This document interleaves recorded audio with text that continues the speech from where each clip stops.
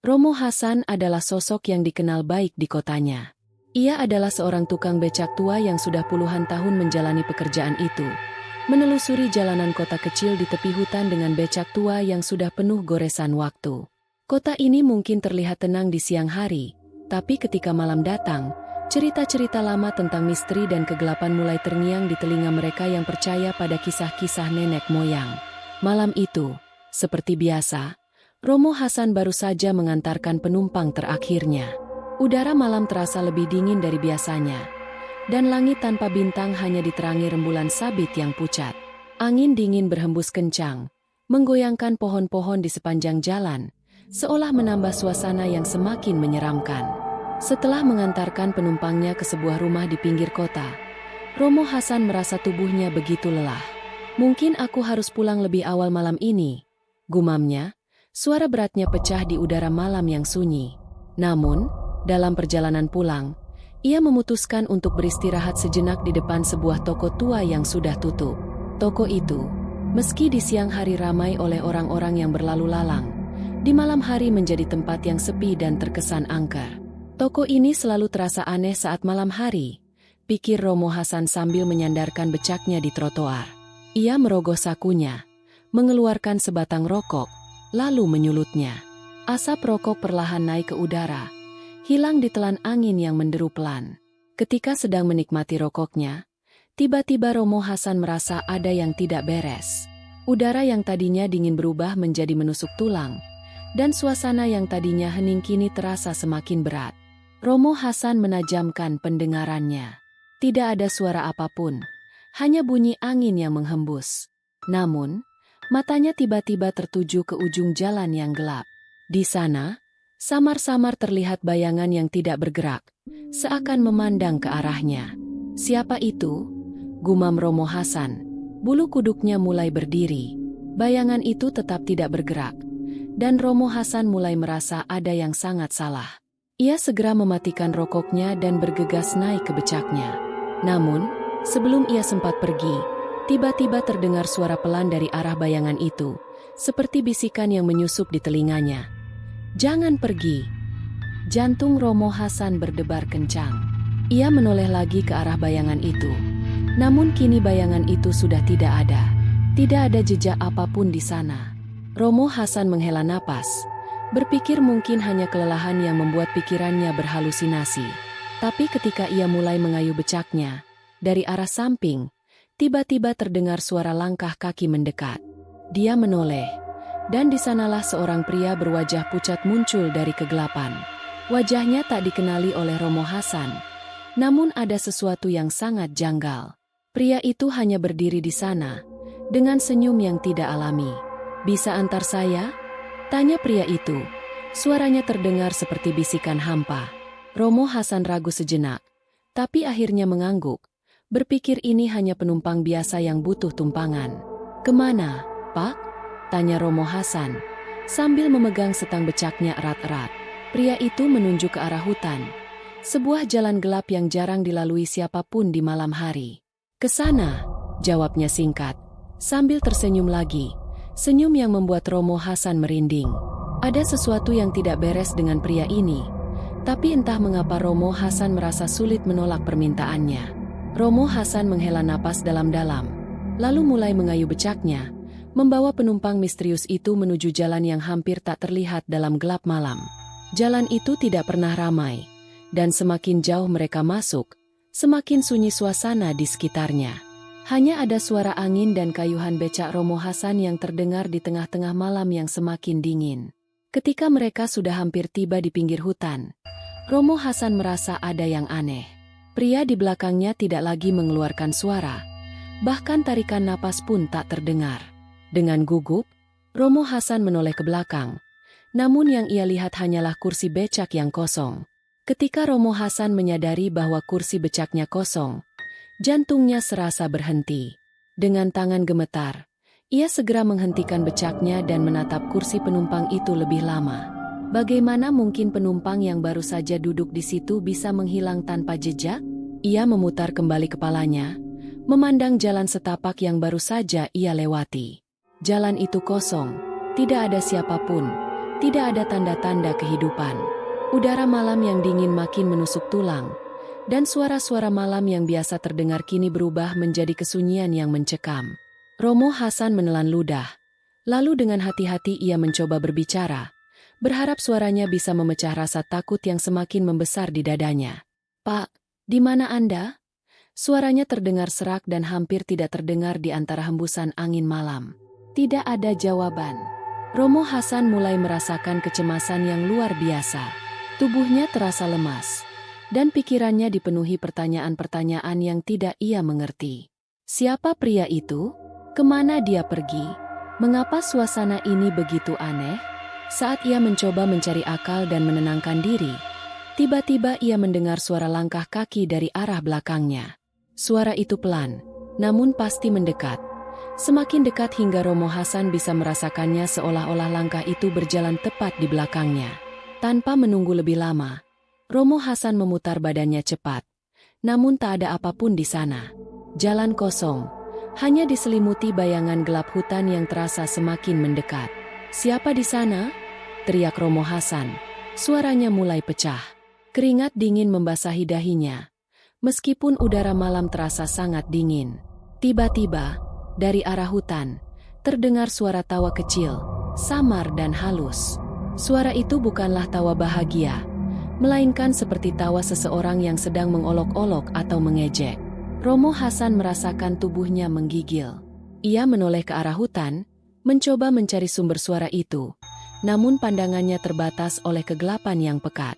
Sesuatu yang tidak wajar sedang terjadi di sini, dan ia merasakannya dengan sangat kuat. Suara tawa itu semakin mendekat, kini diiringi dengan suara ranting-ranting yang patah, seperti seseorang sedang berjalan melalui semak-semak di hutan. Romo Hasan mencoba menggerakkan kakinya untuk berlari, namun tubuhnya seolah membeku, tidak bisa bergerak. Saat ia merasa benar-benar terjebak dalam kengerian yang tidak terjelaskan, suara tawa itu tiba-tiba berhenti. Suasana kembali sunyi. Tapi kali ini sunyi yang terasa lebih berat, lebih menekan. Romo Hasan bisa mendengar detak jantungnya sendiri, kencang dan cepat. Dengan napas terengah-engah, ia memutuskan untuk meninggalkan tempat itu. Ia bergegas naik ke atas becaknya dan mulai mengayuh sekuat tenaga, berharap bisa segera keluar dari jalan yang terkutuk ini. Namun, semakin ia berusaha mengayuh, semakin berat rasanya pedal becak itu. Seolah ada sesuatu yang menahan dan menariknya kembali ke tempat ia semula. "Tidak mungkin, tidak mungkin," desisnya dengan putus asa, sambil terus memaksa becaknya bergerak. Keringat dingin mengucur deras di wajahnya, dan setiap hembusan napasnya terasa seperti beban yang menumpuk. Lalu, dari sudut matanya, ia melihat sesuatu bergerak di tepi hutan. Bayangan hitam itu semakin jelas, melayang-layang di antara pepohonan. Mata Romo Hasan terbelalak saat melihat sosok itu lebih jelas. Sosok itu adalah pria yang tadi menumpang becaknya. Pria itu tidak lagi berjalan, melainkan melayang di udara dengan tubuh yang tampak tak lagi manusiawi.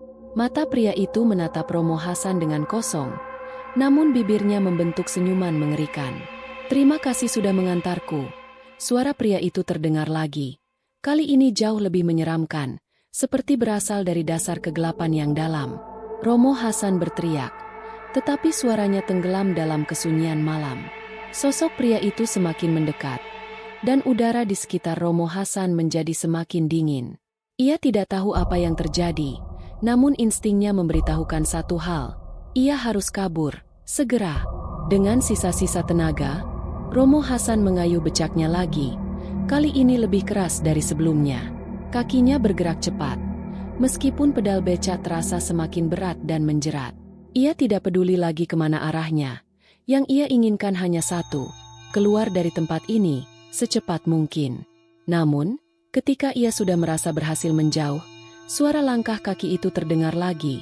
Kali ini sangat dekat, seolah-olah berjalan tepat di belakangnya.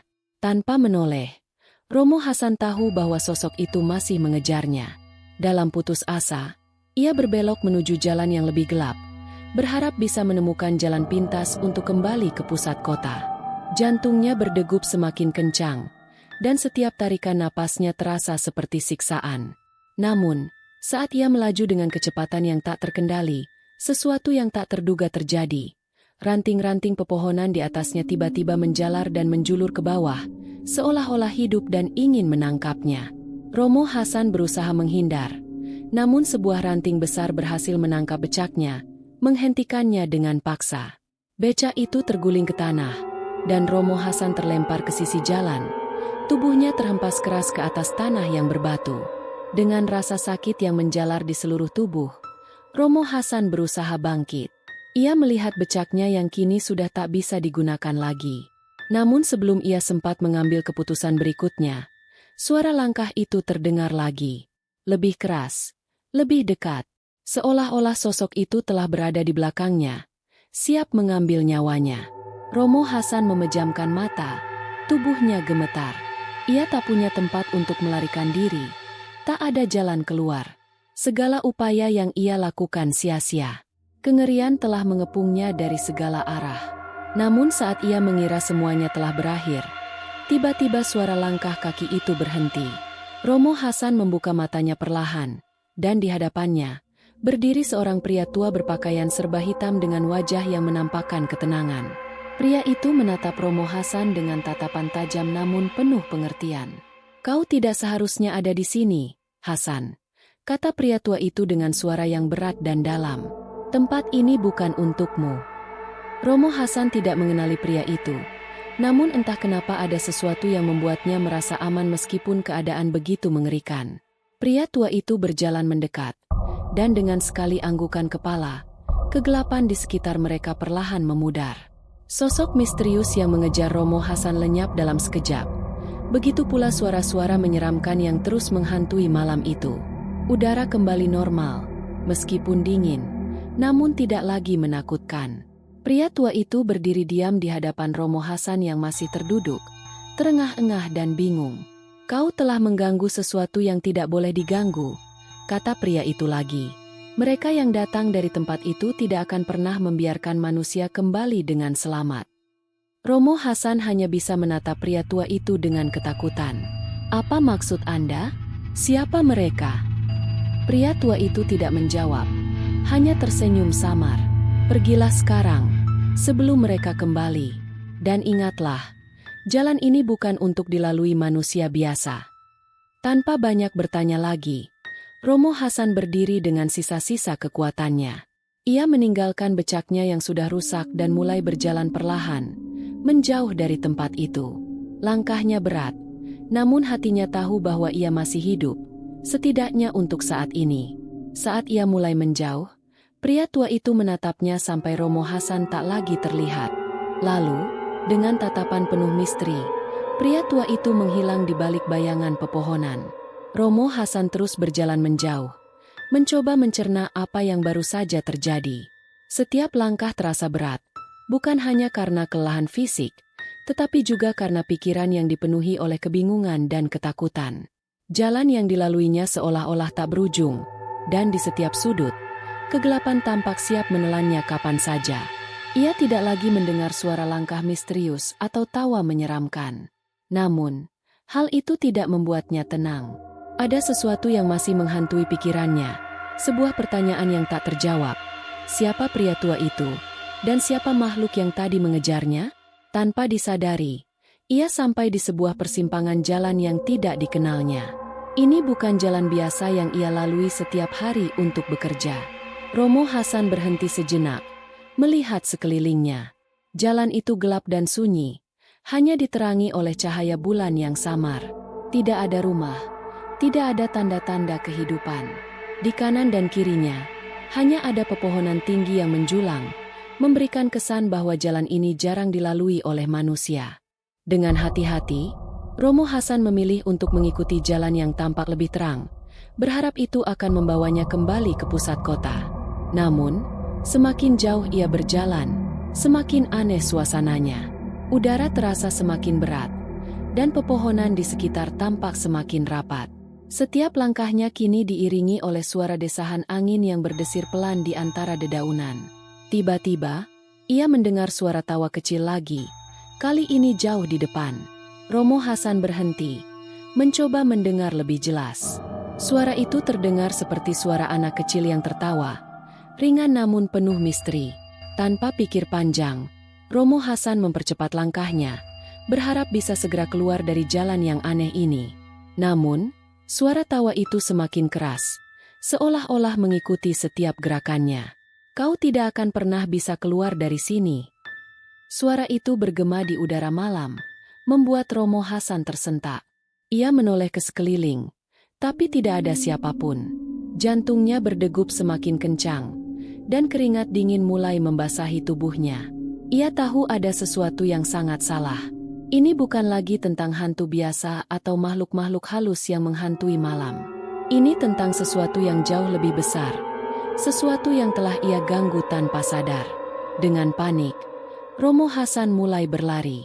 Ia tidak peduli lagi kemana kakinya melangkah. Yang ia inginkan hanyalah keluar dari tempat ini. Namun, meskipun ia sudah berlari sejauh mungkin, jalan itu seakan-akan tidak pernah berakhir. Setiap kali ia menoleh, ia masih melihat pepohonan yang sama, bayangan gelap yang terus mengikuti di belakangnya. Dalam kebingungan, Romo Hasan tiba-tiba tersandung oleh sesuatu di tanah. Ia jatuh tersungkur, tubuhnya menabrak tanah keras. Dengan susah payah, ia bangkit. Namun kali ini ia tidak bisa menahan rasa sakit yang mendera kakinya. Napasnya tersengal-sengal, dan tubuhnya terasa semakin berat. Kegelapan di sekitarnya semakin pekat. Seolah-olah dunia ini telah tertelan oleh malam tanpa akhir. Sambil berjuang untuk bangkit, ia melihat sesuatu yang membuatnya terkejut. Sebuah becak tua, persis seperti becaknya, terparkir di pinggir jalan. Becak itu tampak rusak, berkarat, dan penuh dengan daun-daun kering. Dengan mata yang masih dipenuhi rasa takut, Romo Hasan mendekat ke becak itu. Ketika ia memeriksa becak tersebut, matanya tertuju pada sesuatu yang aneh. Di kursi penumpang, tergeletak sebuah buku usang yang tampak sudah lama ditinggalkan. Dengan tangan gemetar, Romo Hasan mengambil buku itu dan membuka halamannya. Di sana, tertulis nama-nama yang asing baginya. Nama-nama yang tidak pernah ia dengar sebelumnya. Namun, saat ia membalikan beberapa halaman, jantungnya hampir berhenti. Di salah satu halaman, tertulis namanya sendiri, Hasan Romo. Di bawah namanya, ada tanggal, hari itu juga. Ini tidak mungkin, desis Romo Hasan. Tangan dan tubuhnya gemetar hebat. Ia mencoba memahami apa arti semua ini, namun pikirannya kacau. Bagaimana bisa namanya tertulis di dalam buku ini? Di sebuah becak yang seolah-olah muncul entah dari mana? Sebelum ia sempat berpikir lebih jauh, sebuah bayangan hitam muncul di belakangnya. Bayangan itu tinggi dan kurus, dengan mata yang bersinar merah di tengah gelapnya malam. Romo Hasan berbalik, dan kali ini ia tahu, tidak ada jalan keluar lagi. Bayangan itu bergerak cepat, menyambar Romo Hasan dengan kecepatan yang tidak manusiawi. Dalam sekejap, semuanya berubah menjadi gelap. Tubuh Romo Hasan terhempas ke tanah, dan dunia di sekitarnya menghilang. Pagi harinya, kota kecil itu kembali normal, seperti tidak ada yang terjadi. Namun, di sebuah sudut jalan, warga menemukan sebuah becak tua yang terparkir di tepi jalan hutan. Becak itu sudah berkarat dan ditutupi oleh dedaunan kering. Tidak ada yang tahu siapa pemilik becak itu. Dan tidak ada yang pernah melihat tukang becak yang biasa melewati jalan tersebut. Hanya ada satu hal yang membuat penduduk kota itu bingung. Di atas becak, tergeletak sebuah buku usang yang mencatat nama-nama. Dan di halaman terakhir, tertulis nama Hasan Romo, bersama dengan tanggal kemarin. Tidak ada yang tahu apa arti semua ini. Dan tidak ada yang berani menyentuh buku itu. Setelah penemuan itu, cerita tentang tukang becak yang menghilang menjadi legenda yang diceritakan di antara warga. Beberapa orang mengklaim pernah melihat becak itu berjalan sendiri di tengah malam, sementara yang lain mendengar suara langkah kaki di jalanan hutan yang sunyi. Namun, satu hal yang pasti, jalan yang pernah dilalui Romo Hasan kini dianggap terkutuk. Tidak ada satupun tukang becak yang berani melaluinya lagi, terutama setelah matahari terbenam. Dan di tengah hutan yang sunyi, di malam-malam yang gelap, orang-orang masih bisa mendengar suara becak yang berderit pelan, seolah-olah ada seseorang yang terus mengayuhnya di antara bayang-bayang malam. Namun, tidak ada yang tahu siapa, dan tidak ada yang berani untuk mencari tahu.